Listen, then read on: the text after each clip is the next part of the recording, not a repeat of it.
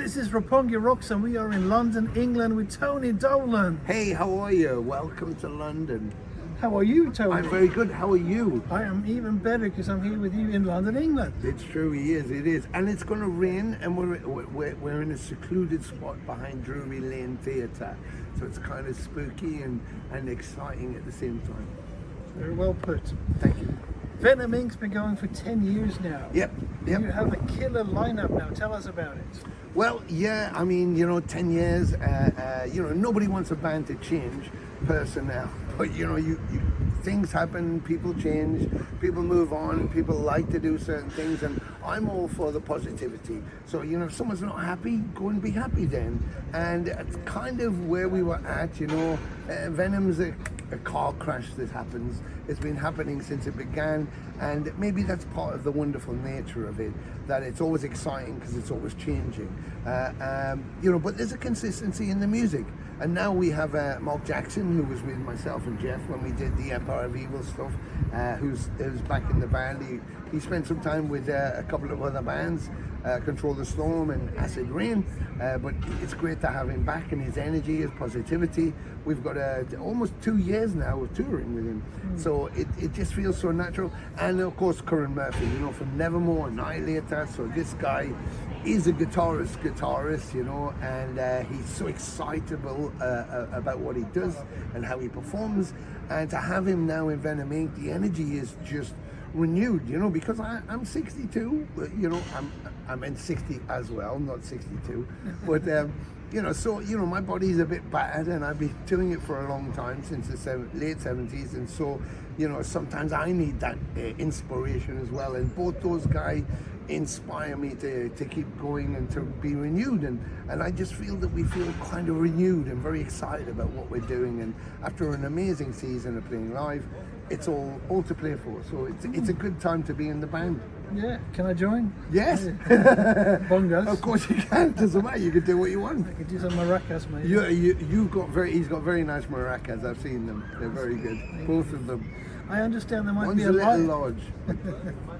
I might understand that there might be a live album in the making. Two live albums. Why do one when you can do two? Exactly. Well, the thing is that every show we did, I would record audio, and we did an amazing South American, Latin American tour with Possessed.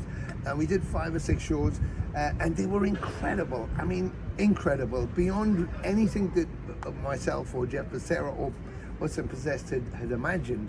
The fans were amazing, the shows were amazing, and with the live capture was incredible.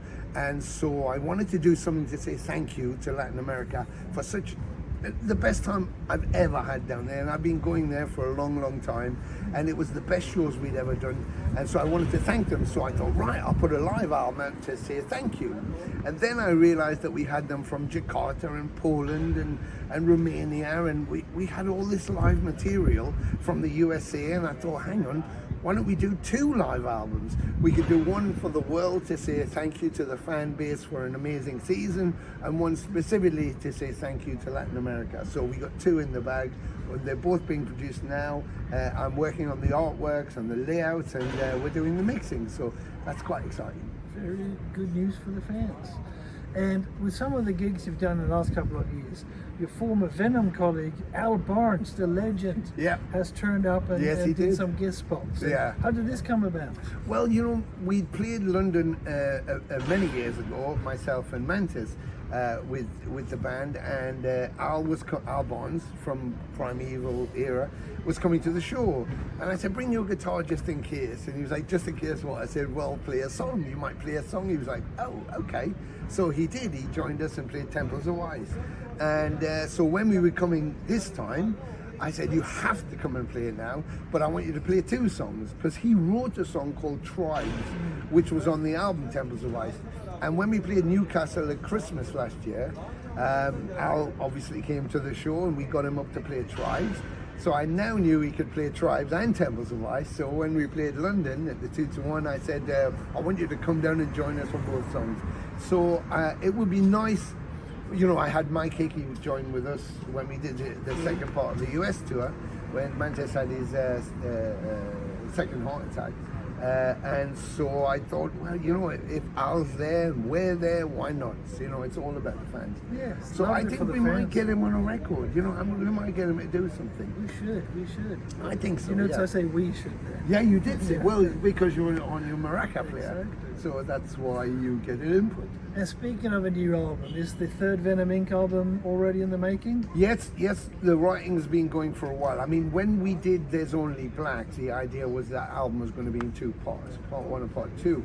And it was beyond death, beyond what we see, beyond what our conceptions are of life or the universe or everything else.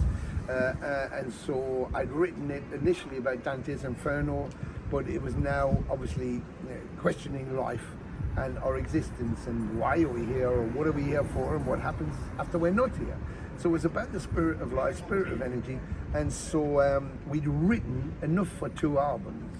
Of course, what's happened, and you know, we're now in a position where, okay, we have the second album ready to go, but with the new players, I wanted to obviously embellish them, embrace them and their styles, and so I've been doing some rewrites, and at the minute I think we're about probably a mix away from the EP, which will be the lead up to the new album, which should go out in March of 2026.